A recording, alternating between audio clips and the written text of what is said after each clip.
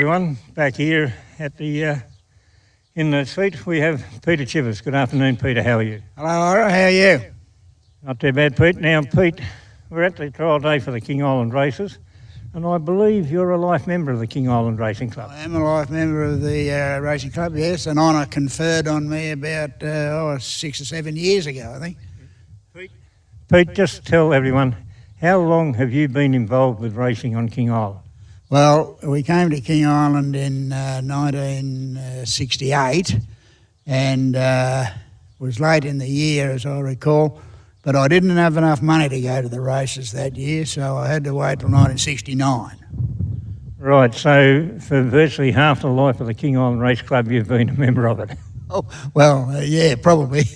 I don't know that it's that long, but yeah.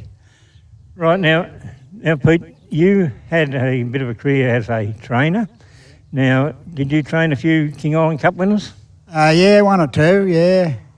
I just can't remember his name now at the moment, but he's a pretty good horse. I won 6 out of 8 with him, I think. So, yeah, it was pretty handy. Now, Pete, what is so special about winning a King Island Cup? Well, just like any other cup, mate. King Island Cup's not like any other cup. It's terribly difficult to win.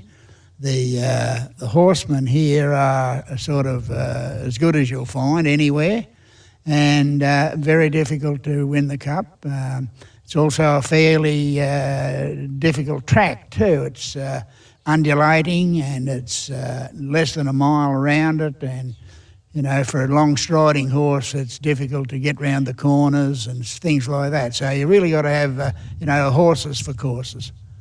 So you need a horse with a bit of local knowledge. Yeah, a bit of local knowledge is always helpful. Now, jockeys. Have you always had jockeys from interstate, or did you use in the early days a lot of local jockeys? No, I always got a rider from away, yeah.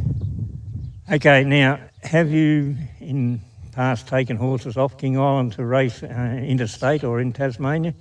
Yeah, we took one away and he managed to win a race at Devonport, I think it was. But, yeah, the horses here are not up to a real high standard, and you've got to have a pretty good horse if you're going to take it away. Yeah, but all the horses here are pretty much the same standard, so it creates a very good race meeting. Indeed, yeah, they're all about on a par, and so, yeah, it's good racing, yeah.